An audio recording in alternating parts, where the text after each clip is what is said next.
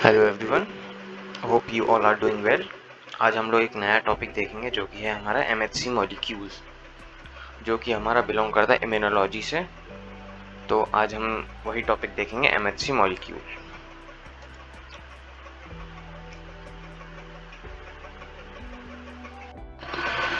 तो चलिए शुरू करते हैं अपना टॉपिक जो कि है एमएचसी मॉलिक्यूल। अगर हम एमएचसी मॉलिक्यूल की डेफिनेशन की बात करें तो एमएचसी मॉलिक्यूल की फुल फॉर्म की बात करें सबसे पहले तो एमएचसी मॉलिक्यूल की फुल फॉर्म होती है मेजर हिस्टोकम्पैटिबिलिटी कॉम्प्लेक्स। ये तो इसकी फुल फॉर्म होती है। और एमएचसी मॉलिक्यूल के दो टाइप होते हैं, एमएचसी क्लास 1 मॉलिक्यूल और एमएचसी क्लास 2 मॉलिक्यूल्स। तो इनको हम आगे चल के नेक्स्ट स्लाइड्स में पढ़ेंगे कि एमएचसी क्लास 1 मॉलिक्यूल्स क्या होते हैं, एमएचसी क्लास 2 मॉलिक्यूल्स क्या होते हैं। अब बात करते हैं एमएचसी मॉलिक्यूल्स की डेफिनेशन और ये एग्जैक्टली होते क्या हैं एमएचसी मॉलिक्यूल वो। तो अगर हम बात करें एमएचसी की, तो एमएचसी वो हमारे मॉलिक्यूल होते हैं जो किसी भी रीजन में इनकोड होते हैं किसी जीन के थ्रू, जहाँ पे क्या होता है जो कि इम्पोर्टेंट रोल प्ले करता है टिश्यू ट्रांसप्लांटेशन में।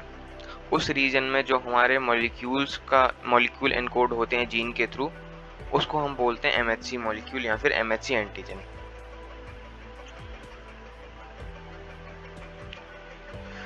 यहाँ पर डेफिनेशन देखते हैं। The term MHC molecule actually refers to the region of the genome that encodes for a number of gene. Number of genes की एनकोडिंग होती है, इसीलिए इसको कॉम्प्लेक्स बोला जाता है। और ये इंपॉर्टेंट रोल प्ले करते हैं टिश्यू ट्रांसप्लांटेशन में। तो इम्पॉर्टेंट होते हैं इसीलिए ये मेजर होते हैं, और टिश्यू ट्रांसप्लांटेशन में हेल्प करते हैं इसीलिए हिस्टोकम्पैटिबिलिटी होती है। इसीलिए इसका नाम रखा गया मेजर हिस्टोकम्पैटिबिलिटी कॉम्प्लेक्स। तो यही होते हैं molecule encoded by gene within this region. तो जो मॉलिक्यूल्स एनकोड किए जाते हैं एक रीजन में, उन मॉलिक्यूल्स को हम टर्म करते हैं मेजर हिस्टोकम्पैटिबिलिटी कॉम्प्लेक्स।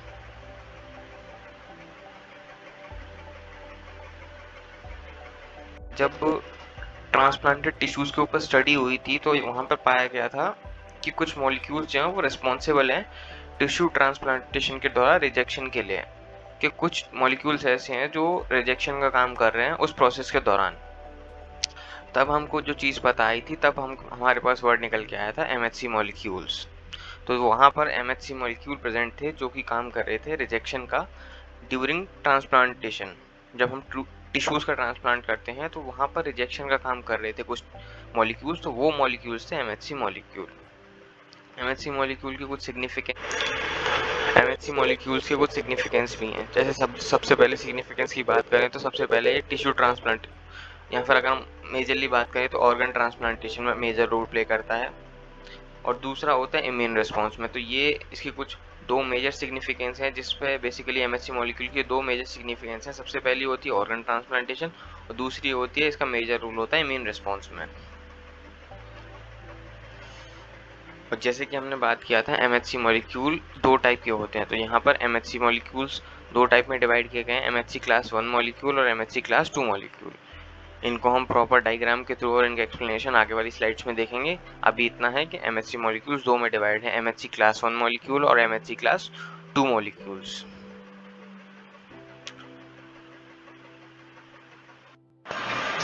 तो अब हम लोग डिस्कस करेंगे एमएचसी क्लास 1 मॉलिक्यूल्स को। तो एमएचसी क्लास 1 मॉलिक्यूल को समझने के लिए हम सबसे पहले डायग्राम को समझेंगे। डायग्राम से इजीली समझ में आएगा, तो सबसे पहले एमएचसी मॉलिक्यूल का हम डायग्राम समझते हैं। बेसिकली ये क्या होता है, एक्सप्रेस होता है न्यूक्लिएटेड सेल्स के ऊपर। एमएचसी क्लास 1 मॉलिक्यूल जो होता है वो एक्सप्रेस होता है न्यूक्लिएटेड सेल्स के ऊपर, ये चीज़ याद रखने वाली है। और ये हेट्रोडाइमर होता है। हेट्रोडाइमर इन द सेंस इसमें दो डिफरेंट, मतलब दो या फिर ज़्यादा मॉलिक्यूल्स, एक से ज़्यादा मॉलिक्यूल प्रेजेंट होते हैं। जैसा कि हम यहाँ देख पा रहे हैं, एक अल्फा है और एक बीटा है, तो इसीलिए इसको क्या बोला गया, हेट्रोडाइमर। इसके पास दो नॉन कोवेलेंट बॉन्ड चेन्स होती हैं। जैसा कि हम यहाँ देखेंगे अल्फा है बीटा है, तो यहाँ पे दो नॉन कोवेलेंट चेन्स हैं, जिसमें से एक अल्फा है और एक बीटा 2 है। जो पर अगर हम देखें तो अल्फा जो है वो 3 में डिवाइडेड होती है और बीटा जो है वो सिंगल में है। तो अल्फा के 3 डोमेन होते हैं, अल्फा 1, अल्फा 2 एंड अल्फा 3, और बीटा का सिर्फ एक ही है, बीटा 2 माइक्रोग्लोबुलिन। और जो अल्फा होता है उसको हम ट्रांसमेम्ब्रेन बोलते हैं। अल्फा को क्या बोलते हैं? ट्रांसमेम्ब्रेन। अगर हम देखें तो ये अल्फा के अंदर से ये जो आया है ये चेन, ये एक मेम्ब्रेन के थ्रू पास हो रही है, मेम्ब्रेन के थ्रू पास हो रही है, इसीलिए इसको हम क्या बोलते हैं? ट्रांसमेम्ब्रेन बोलते हैं। पर बीटा टू में देखें तो ऐसा कुछ भी नहीं है, तो ये नॉन ट्रांसमेम्ब्रेन होती है। तो यही इसका डायग्राम है। और जिसमें जो अल्फा 1 और अल्फा 2 होते हैं वो रेस्पॉन्सिबल होते हैं बनाने के लिए पेप्टाइड बाइंडिंग क्लेफ्ट। ये जो बन रहा है इसको हम पेप्टाइड बाइंडिंग क्लेफ्ट बोलते हैं, और ये बनता है अल्फा 1 और अल्फा 2 की हेल्प से। और ये जो अल्फा के अंदर चेन्स हैं और बीटा के अंदर चेन्स हैं, ये बाइंड हो रखी होती हैं सल्फाइड बॉन्ड से, डाइसल्फाइड बॉन्ड से। अगर हम यहाँ देखें तो हमारे दिख रहा होगा ये इनके बीच में ये बॉन्ड्स बने हुए हैं, डाइसल्फाइड ब्रिजेस बने हुए हैं जिनसे कि ये बाइंड हो रखी है। तो ये पूरा MHC क्लास 1 मॉलिक्यूल का स्ट्रक्चर है। अब इसकी डेफिनेशन या फिर इसके कुछ की पॉइंट्स देखेंगे MHC क्लास 1 मॉलिक्यूल्स के क्या होते हैं। बाकी जो मेजर था ये डायग्राम के अंदर ही है, क्योंकि डायग्राम से ज़्यादा अच्छे से समझ में आएगा, इसीलिए डायग्राम पहले एक्सप्लेन किया। अब इसके थ्योरी वाले पॉइंट्स देखते हैं।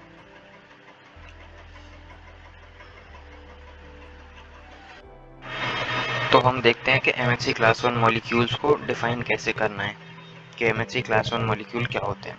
तो बेसिकली हमको 5 से 6 पॉइंट याद रखने हैं पूरी MHC क्लास 1 मॉलिक्यूल के लिए, जिससे हम पूरे MHC क्लास 1 मॉलिक्यूल को अच्छे से एक्सप्लेन कर सकते हैं। तो हमको 5 से 6 की पॉइंट याद रखने हैं, उसको बेस बना के हम पूरा जो है MHC क्लास 1 मॉलिक्यूल को एक्सप्लेन कर सकते हैं। तो सबसे पहले MHC क्लास 1 मॉलिक्यूल जो होते हैं वो एक्सप्रेस होते हैं न्यूक्लिएटेड सेल्स के ऊपर।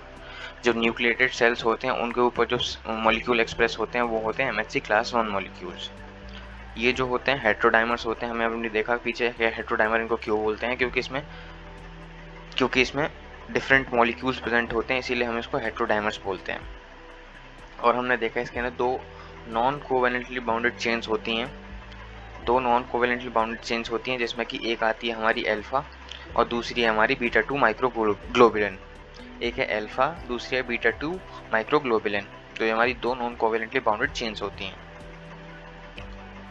जो MHC क्लास 1 मॉलिक्यूल का एक्सप्रेशन होता है न्यूक्लिएटेड सेल्स के ऊपर, वो सिर्फ अल्फा की वजह से होता है, उसमें बीटा 2 माइक्रोग्लोबुलिन का कोई रोल नहीं होता। अगर बीटा 2 यहाँ पर माइक्रोग्लोबुलिन आएगा, अगर बीटा 2 माइक्रोग्लोबुलिन है तो वो एक्सप्रेस नहीं होगा। तो MHC क्लास 1 जो मॉलिक्यूल होता है वो नॉर्मली अल्फा के थ्रू ही एक्सप्रेस होता है, बीटा 2 के साथ वो एक्सप्रेस नहीं हो सकता।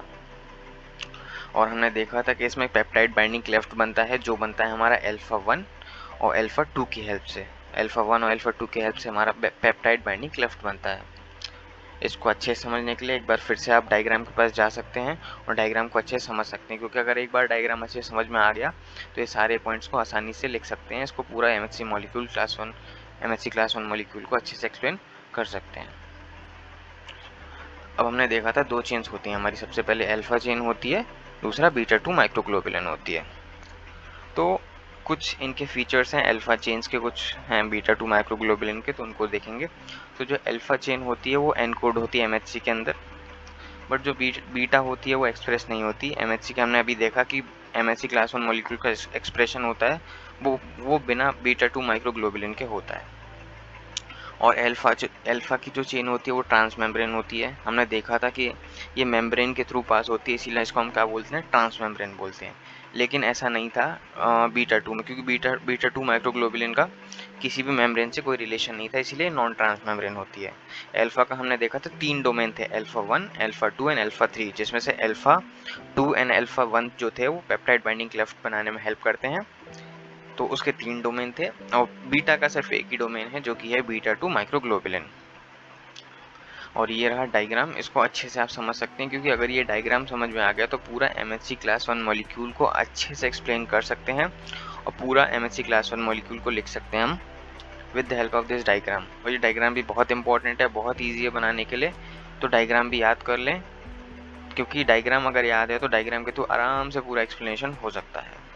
पीछे यहाँ पर एक पॉइंट मिसिंग है, तो उसको ऐड कर सकते हैं कि जो अल्फा चेन है उसके अंदर ये जो चेन्स प्रेजेंट जो होती हैं इनके अंदर कौन सा होता है?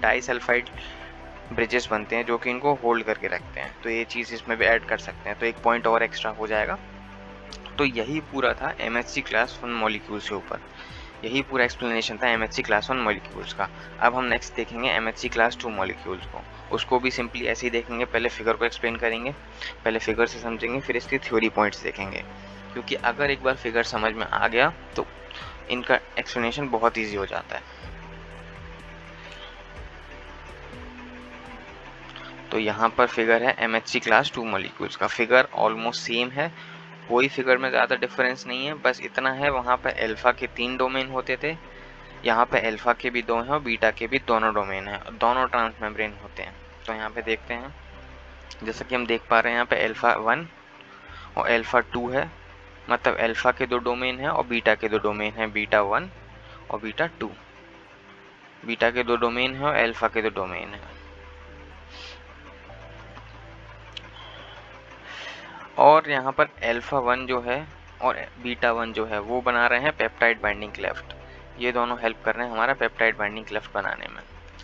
हमने पीछे देखा था कि अल्फा 1 और अल्फा 2 MHC क्लास 1 मॉलिक्यूल्स में क्या करते हैं, पेप्टाइड बाइंडिंग क्लेफ्ट बनाते हैं, लेकिन यहाँ पर अल्फा 1 और बीटा 1 बनाते हैं। हम इन दोनों को ट्रांसमेम्ब्रेन इसीलिए बोलते हैं क्योंकि दोनों मेम्ब्रेन के थ्रू पास हो रहे हैं। जैसा कि हम यहाँ देख पा रहे हैं कि दोनों जो है वो मेम्ब्रेन के थ्रू पास हो रहे हैं, इसीलिए हम इनको बोलते हैं ट्रांसमेम्ब्रेन। इनके बीच में भी अगर हम देख पाएंगे तो यहाँ डाइसल्फाइड ब्रिजेस का फॉर्मेशन हो रहा है, इनके बीच में भी जैसे पीछे था वैसे ही डाइसल्फाइड का फॉर्मेशन हो रहा है। इसको भी हम हेट्रोडाइमर्स बोलते हैं क्योंकि इसमें भी हमारे क्या हैं, डिफरेंट मॉलिक्यूल्स प्रेजेंट हैं, इसीलिए इसको भी हम हेट्रोडाइमर बोलते हैं। अब इसके कुछ पॉइंट्स देखेंगे जिसके थ्रू क्या कर सकते हैं, हम इसका एक्सप्लेनेशन कर सकते हैं, अच्छे से इसको एक्सप्लेन कर सकते हैं कि MHC क्लास 2 मॉलिक्यूल्स क्या होते हैं। ये तो इसका डायग्राम के थ्रू एक्सप्लेनेशन था। अब इसके थ्योरी पॉइंट्स देखते हैं कि इसको कैसे एक्सप्लेन करेंगे।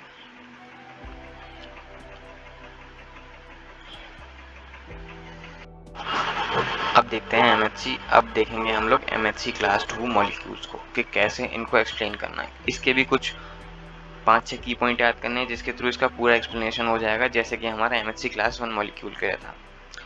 अब हम देखेंगे जो MHC क्लास, यहाँ पर क्लास 2 आएगा, गलती से यहाँ पर क्लास 1 लिख गया है, यहाँ पर क्लास 2 आएगा, MHC क्लास 2। तो जो MHC क्लास 2 मॉलिक्यूल्स होते हैं वो एक्सप्रेस होते हैं एंटीजन प्रेजेंटिंग सेल्स के ऊपर। हमने पीछे देखा था वो MHC क्लास 1 मॉलिक्यूल्स होते थे हमारे न्यूक्लिएटेड सेल्स के ऊपर, ये होते हैं एंटीजन प्रेजेंटिंग सेल्स के ऊपर। इनको भी हम हेट्रोडाइमर बोलते हैं क्योंकि इसके अंदर भी क्या है, हमारे डिफरेंट मॉलिक्यूल्स प्रेजेंट होते हैं। सेम क्लास 1 की तरह यहाँ पर भी क्या होता है, 2 नॉन कोवेलेंट बाउंडेड चेन्स होती हैं। सबसे पहली होती है अल्फा, दूसरी होती है बीटा। और यहाँ पर क्या होता है, दोनों चेन्स जो होती हैं वो नेसेसरी होती हैं। दोनों चेन्स क्या होती हैं, नेसेसरी होती हैं एक्सप्रेशन के लिए, MHC क्लास 2 मॉलिक्यूल्स के लिए।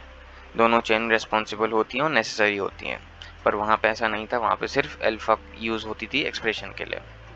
यहाँ पे अल्फा 1 और बीटा 1 मिलके क्या बनाते हैं, पेप्टाइड बाइंडिंग क्लेफ्ट। जो पेप्टाइड बाइंडिंग क्लेफ्ट बनता है वो अल्फा 1 और बीटा 1 की हेल्प से बनता है। क्लास 1 में हमने देखा था अल्फा 1 और अल्फा 2 की हेल्प से बनता था। अब हम देखेंगे इन अल्फा और बीटा चेन के कुछ पॉइंट। तो दोनों एनकोड होते हैं MHC में, क्योंकि हमने देखा कि दोनों नेसेसरी होते हैं किसके लिए, MHC क्लास 2 मॉलिक्यूल्स के एक्सप्रेशन के लिए दोनों नेसेसरी होते हैं, इसीलिए दोनों एनकोड होते हैं MHC के अंदर। दोनों ट्रांसमेम्ब्रेन होते हैं, अल्फा चेन भी और बीटा चेन भी, क्योंकि हमने अगर फिगर में देखा था कि दोनों मेम्ब्रेन के थ्रू पास हो रहे थे, इसीलिए दोनों क्या होते हैं, ट्रांसमेम्ब्रेन होते हैं। ये इसका फिगर है, इसको दोबारा से देख सकते हैं क्योंकि फिगर से ज़्यादा अच्छे से समझ में आएगा, तो इस फिगर को एक बार अच्छे से देख लो। इसको आराम से हम एक्सप्लेन कर सकते हैं, फिगर भी इतना कुछ टफ नहीं है बनाने के लिए, तो फिगर भी आसानी से ड्रॉ किया जा सकता है। अब यहाँ पर एक नोट पॉइंट बोलेंगे या फिर एक MHC मॉलिक्यूल का फंक्शन में बोलेंगे तो ये है,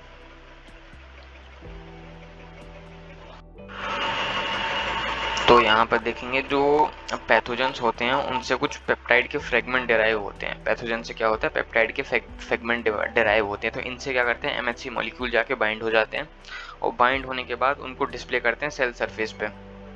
सेल सरफेस पे जाके डिस्प्ले इसीलिए करते हैं क्योंकि वो जो है वो रिकॉग्नाइज हो पाए टी सेल्स के थ्रू। टी सेल्स के थ्रू उनका रिकॉग्निशन हो पाए, जिससे कि उस पैथोजन और उसके अगेंस्ट हमारी बॉडी रिस्पॉन्स कर सके, हमारे इम्यून रिस्पॉन्स जो है वो एक्टिवेट हो सके। तो ये बात करें तो इसका फंक्शन होता है कि ये पेप्टाइड फ्रेगमेंट जो होते हैं पैथोजन से डिराइव होकर आते हैं, उनसे जाके बाइंड करता है, फिर उनको ले जाके सेल सरफेस के ऊपर डिस्प्ले करता है, जिससे कि क्या हो, टी सेल्स उनको रिकॉग्नाइज करें और हमारा इम्यून सिस्टम जो है वो ट्रिगर हो और उसके अगेंस्ट एक्शन ले, जिससे कि क्या हो, उस पैथोजन को वहीं के वहीं किल कर दे या फिर इनएक्टिवेट कर दे। तो यही पूरा टॉपिक था हमारा एमएचसी मॉलिक्यूल्स के ऊपर, जिसमें कि एमएचसी मॉलिक्यूल था, उसके दोनों क्लासेस थी, मतलब दोनों टाइप्स थे, MHC class 1 molecule, MHC class 2 molecules. अगर इस टॉपिक में आपको कोई डाउट है तो आप अपना डाउट कमेंट सेक्शन में पूछ सकते हैं। होप आपको ये टॉपिक समझ में आया होगा। So thank you so much.